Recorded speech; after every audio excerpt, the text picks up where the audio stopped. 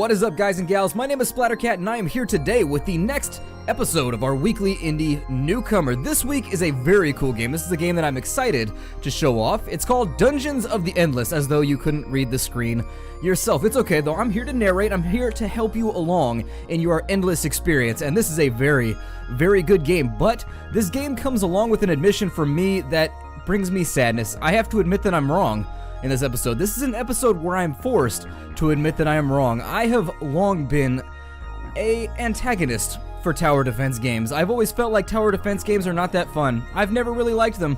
And today I am forced to come back and say, you know what, Games Together and Amplitude, you have made a very, very good game. Dungeons of the Endless is the game of the winter season. If you're not playing this right now, you're missing out. This is a fantastic game. So before I chat too much, let's jump on in and I'll talk about why I like this game so much.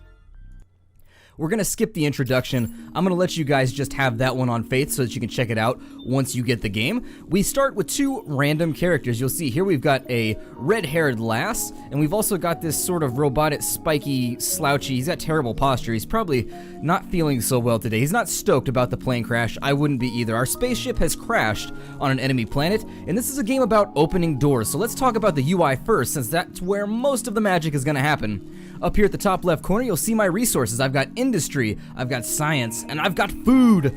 Fud, if you prefer to say it like that with the little umlaut above the top. Additionally, we've got a stock of dust. Dust is going to be your resource for purchasing things. This is essentially your money, but as you accumulate money, you can also power more rooms. We'll talk more about that in just a minute. Down here in the bottom left, we've got the selection of structures I can build in exchange for various resources. So we've got some defensive structures here. We've got some general production structures. Not important. We can also click on each of these guys. This is Hikensha, and this one is Nurse Dina Ratchet. Every character has their own stats. Every character has their own abilities and weapons that they can equip, so you want to pay attention to those. For example, you'll see here that Hikensha is able to use the ceremonial sword and armor and a device, whereas if we look at Dina Ratchet, she can use a gun, armor, or device. Let's strike out, and you'll see here at the top left there's a little +2 underneath both of these. The +2 that's related to industry, that's how much you get for each door that you open. A door looks like that right there. Now we can't rubber band box people, but what we can do is we can use the 1 and 2 keys to control them. And so I'm going to command them both to go into this room. We've got a rather large skull and an orb. We've got a flittery looking spidery thing right there that has just been gibbed to death. So we should be alright. Now a number of things have taken place when we've captured this room. First and foremost is that this room is now connected to our central hub. If you look, we've got a giant floaty gem right here. We're trying to keep the monsters from om-nomming on this giant floaty gem. Its HP is equal to the number of dust you have. Every time it gets bit, you lose a little bit of money, and therefore every time it gets hit, you lose your ability to power extra rooms, as is indicated by these two little pips right here. Let's power this room with our middle click. And there it is. This room is now powered. You can see our energy flowing through it.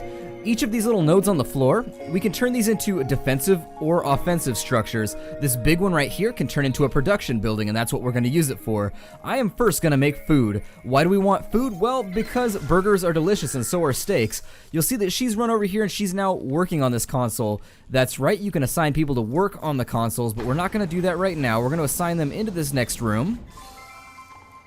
And it appears as though we found a blueprint. This game is procedurally generated. It's going to be different every single time you play. And so each time you're going to come up with different resources and strategies to play the game. You're going to get different characters, you're going to get different blueprints, you're going to get different gear, and it's all going to affect the way you choose to go through the game. Now, rooms that we've illuminated, monsters cannot spawn in those, so that's another reason to illuminate areas. However, this room right here has a lot of nodes. I don't think I'm going to capture that one just yet. What you'll see, though, is when somebody works on one of these little crystals, we do get even more resources per turn. Now, why do we want food? Well, if we go to our characters menus here, we can heal our characters with food, or we can level them up. They will generate skills as time goes along, passive and active. Additionally, being able to heal them on the fly can be very, very useful. For now, I'm not going to leave anybody behind because it's difficult to explore earlier on in the game without your full retinue. I prefer to just spam a giant Zerg ball in every room that I go into. So let's get ourselves some more resources. This room, we've got ourselves a new blueprint, but an event has triggered down here. It says a wave is coming, so there's a bunch of monsters that are now going to attack us. One of the things I find to be super attractive about this game, oh, he's making a break for it. Let's get into this room and we'll see if we can kill him off before he consumes all of our dust. Nope, he got one hit off, so we lost some dust. We lost the ability to power a second room, and that's why you don't want to get hit. However, one thing that I do really like about this game, you guys will always hear me harp on about the artistry of a game, and so that's where I'm going to start. This game has a lot in common, I think, artistically with Super Brothers. And that is a very, very good thing. The game is stylistically similar to old games you would have seen like Out of This World and Flashback, where it's minimalist, but I like it. The UI remains super, super posh. I love the UI in this game. For whatever reason, it sort of reminds me of the UI in EVE Online. Just very, very minimalist, but it gives you all of the feedback that you're going to be needing. Now let's have a look at what we've unlocked. We have unlocked a healing crystal, which costs us 10 of our industry in order to deploy. It heals heroes in the room. We've got a tactically enhanced serious lacerator, which is, it does medium damage to enemies in the room. Let's deploy one of those right here. And so there it is. There is our, what was that? Our tactically enhanced serious lacerator. I've never unlocked that before, so the game is chock-a-block with new items. You're gonna see different stuff every single time you play. Now you're probably wondering at this point, what in the hell is the point of this game? Do you just run around opening up rooms? Well, we can pick up this crystal and we can relocate it. Where do we want to relocate it to? The exit. We are trying to get the hell out of here. We don't like this place. This place has not been kind to us, and as such, we're not gonna be kind to it either. We're going to slash our way through destroying everything. We got a wave of enemies that is incoming, and so this fight right here, we've also unlocked some gear, but I didn't see, it says right here what you unlocked, I didn't see what it said. After every single battle, you'll also notice that everybody gets all their HP back. That's because the game functions in kind of a quasi-turn-based manner, and what I mean by that is things only happen when you open doors. So if I'm walking around, I can do whatever I want so long as I don't open a door, but when I open a door, we get a piece of gear, a room, or an event. Well, you always get a room, but you're gonna get an event, a piece of gear, maybe a blueprint like we've unlocked thus far. In fact, this has been a very lucrative run for us. Let's open up our inventory. We've got a sonic gun, so we want to equip that on Dina. So there it is. You'll see that it pops into her inventory. She's carrying a big old rifle right now. The graphics don't change, but in the future that would be like, I would love to see your character's equipment change as you equip it, but I understand the limitations there. That would be a lot of work to program. We're generating some resources at this point, but we need to generate more. I'm going to illuminate that room to eliminate a possible location where the enemy could spawn, and what we're going to do is we'll create an industry generator right there. So there it is. We're now generating a little bit more industry per turn, and we really do need more industry so that we can set up our defenses. Why are we setting up our defenses if we're planning on taking this crystal and getting the hell out of Dodge? Well, because as you take the crystal out of these rooms, so let's say we take the crystal and we walk this way, these rooms will depower once they're behind the crystal, and so you always want to have defenses in front of you, because once you pick up the crystal, it is game on, bro. The enemies come out of the woodwork and it gets really, really nasty. Let's check this leftmost door. It looks like we've got a new blueprint. That's going to be for a machine that slows down enemies that are walking through our area. I'm going to try and keep our avenues of assault sort of situated around this center corridor. So let's go upwards. And hopefully nothing terrible happens in this room. Nothing. An empty room, but we did spawn an attack from right there. I'm going to try and kill the monsters before we go any further, and then we'll see what our tactically deployed lacerator does, or our tactically enhanced laceration unit. It looks like it just zaps him like a Tesla coil back from the Red Alert days. That's fine, I'll take Tesla coil. Tesla coil works, in my opinion. You also want to look at the configuration of these little dots on the ground. This room right here, were it right here, would be an amazing defensive room because I could put tons of these lacerators all around it, and it would gib anybody that came into the room. This room is also not so terribly endowed. I don't want to talk about the room's endowment because I might give them a complex, but some of the rooms are definitely less endowed than others. They're more embarrassed in the shower room than some rooms would be. Some rooms are up in the shower room just strutting their stuff, putting their foot up on the bench, just being like, hey, what's up, guys? Other rooms, they hide in the corner and they try and do that tent towel thing when they put on their underwear. I used to be on the swim team, so jokes. Loads and loads of jokes. Let's continue moving along before we talk about too much shower room humor here. Well, we can cut left, we can cut upwards, but first I think we should level up people. I'm going to choose Hikensha as my forward advance unit. So there's 13 food.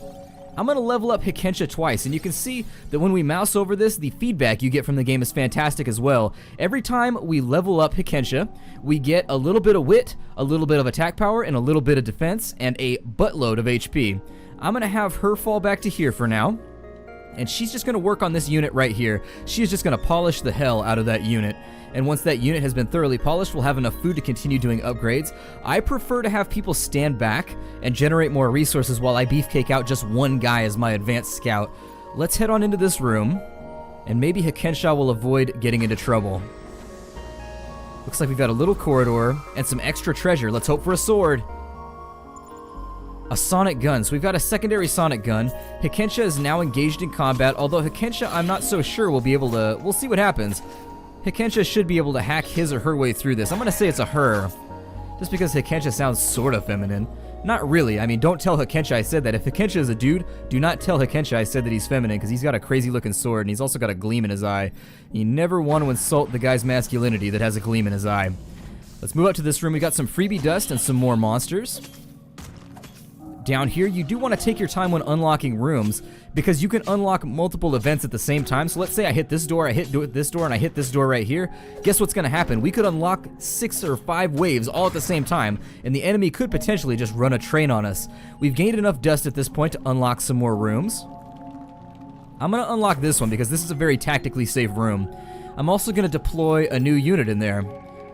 I think I'm going to deploy pretty heavily in the favor of food right now, because I want to level people up before we go on to the next stage. That's right, this is not the end.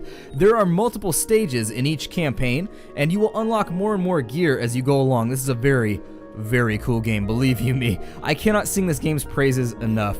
This is one of those unique indie games that comes along every now and again that just so totally blows an entire genre out of the water that it should be lauded completely. I know that I'm sounding like a gushing fanboy right now, and I try not to do that, but this is one of those games that has so beautifully melded the roguelike, tower defense, and RPG genres that it hasn't gone wrong in any respect. The only little thing that I would adjust is I would love to be able to rubber band box my characters, which right now, you'll see that sort of just shifts our movement around. I can't rubber band box characters, but we can use number keys, so that's almost as good, kind of, sort of. Let's continue. I'd like to do the entire first level with you guys before I end this episode. We've gotten some more dust and a new blueprint. What did we get? We got a defensive structure. Reduces the movement speed of nearby enemies. Very cool. Do we have anything else that we've unlocked? Oh, we have a local aggression neutralizer. It will increase the defense of each module. These are modules. These can be destroyed. I know I haven't pointed that out as of yet, but if a monster jumps on one of these, guess what? They start punching it in the face, it gets sad, it starts crying, there's way too many tears in the nerd castle, and then everything is just ruined. I'm going to continue. Let's level up Hikensha one more time. Your upgrades do carry over into the next level. So there it is. Hikensha is becoming quite the ringer right now. You do have these background texts right here, so everybody has their own storyline as to why they are in this dungeon, why they came along. Very cool flavor texty type stuff if you're into a lore. This room we found 7 free industry. So there it is. It adds it to our pool. Nothing else terrible happened. We didn't have any spawns or anything to worry about there. So I think what I'm going to do next, we need to capture some rooms, but I'd like to get some more modules, although there aren't very many around us, which is a bit of a bummer. Let's continue cutting our way through the enemy. Maybe thinking about building some defenses here. Let's go with some little mini damage lasers. These only cost 3 industry. They don't do a lot of damage, but they do a cool little pew pew noise that I enjoy. And I'm gonna be straight with you guys. I really just like the noise that they make. It's nothing else about it. I just like how it goes pew pew pew pew pew pew. That little noise, it pleases me, so I shall make it happen more and more. There it is. So we've completely and totally fortified this room. Unless the enemy pulls a runner, we should be alright. She's still going to hang back and continue operating this crystal so that we can get more food and hopefully level her up before we go to the next level, because I want people to be beef kicked out. I want people to be curling them 70s, just getting all carrot top up in here, just getting vascular, if you know what I mean. We found a new blueprint. This is a huge blueprinty level. I'm going to have him fall back to help out because we just caught 2 waves at the same time. And as you can see right there, the Daka is being unleashed and we are doing quite well. Maybe they can hold right here. Those waves seem minuscule by comparison to what I thought they might be. I thought those waves were going to be a lot worse. This room we're going to have to capture because it's a corridor in order to get from here to other locations. And there it is. We'll go ahead and put her back in that room.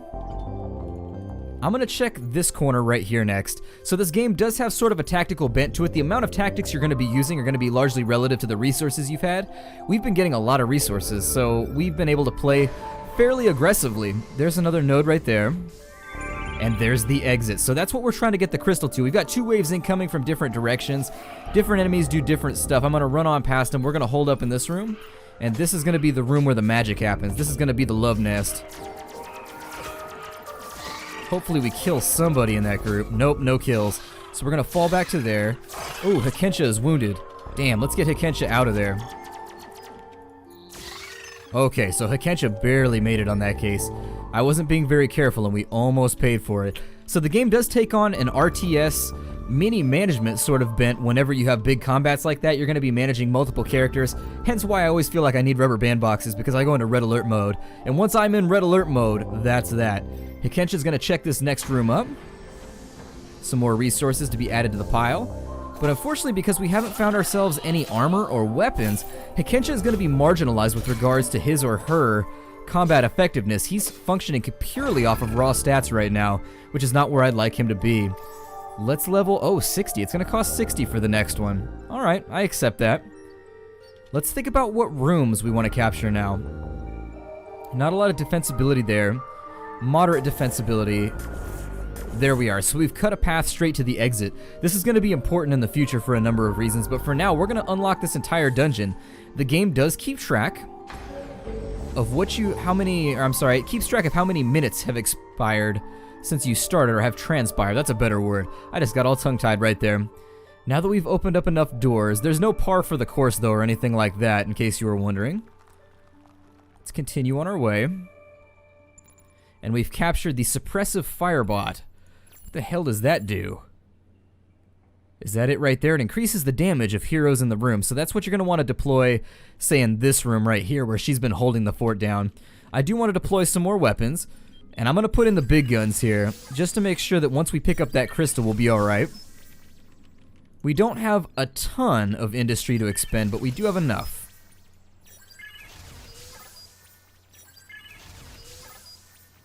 So there it is right there. You do want to accrue a little bit of industry as you go down the line, because the resources you have at the end, you carry those into the next level with you, so be careful about that. Let's open up this door, and we should be getting towards the end. The first level tends to be very... Oh, we've got a new character, Sarah Numis. We've got enough food to hire her, and so I'm going to do so. I've never seen a female character with a sword. It looks like she's elvish, too. She's got kind of triangular ears. She can jump in on this action, so she's going to follow along. Hostile creatures. We didn't spawn any waves, though. And that's going to be our final room. So now comes the fun part, the desperate ascent towards the surface. Let's kill off that mob. I do wish that you could follow a mob. That's one of my little things right there. Unless that's a dude with really long blonde hair. I don't know. The name is Sarah, though, so I'm going to assume that that's a male. And so now what I'd like to do, we're all out of doors to open, as I can tell. Yeah, so that's going to be the end of our resources. We're going to hold on to everything that we have right now. And let's get towards the exit. So what we want to do in this case is we want to create little bastions so that the person that picks up the crystal can make an effective run for it towards the exit. How does that work? Well, we click on that and you'll see we get this little clean icon right here. We're going to pick up the crystal, and now that she's lugging it, there are going to be enemies attacking us from every direction. Let's go ahead and back up these new characters over here. I'm going to heal her, so that's going to cost us a little bit of the FUD. And our defenses are going to take over. And as you can see, as we move out, these rooms are depowering, which gives you a very desperate feeling as you try and run away. I tried to click her out, but unfortunately the clicking was a little sketchy right there. Once again, the synaptic feedback, a little weak sometimes. I was clicking her and I was clicking out of the room pretty aggressively. We lost a guy. Then again, this isn't an LP, so I'm not really concerned about, how well I do and how well I perform. I hope you've enjoyed checking out Dungeon of the Endless. I'm only going to play that first level. I'm going to leave you guys with a little bit of excitement for the future. So, to the developers, you have done a very good job right here. I cannot, and I will not stop lauding the praises. I will laud this game until the end. The game is $12.99 on Steam if you wanted to purchase it right now. It is on sale. It's $12.13.13 right now. It's only going to be on sale for a little bit, but it's $9.99 on sale right now. Go purchase this game right now. This is the must-have indie game of the winter season. I have seen nothing as of yet that competes with this game. I cannot sing high enough praises of it. Dungeon of the Endless, ladies and gentlemen. Check it out. I will see you guys next time. My name is Splattercat. As always, this is my Friday episode of our weekly indie newcomer, where, if you're new to the Nerd Castle, I talk about a game that I feel deserves special attention from the indie gaming press. Actually, I'm not press. I'm just an indie gamer who really, really likes games. I have no formal journalistic training, but I do know a good game when I see one, and this is definitely worthy of the moniker. I will see you guys next time. Take care out there, everybody, and as always, have a wonderful holiday season.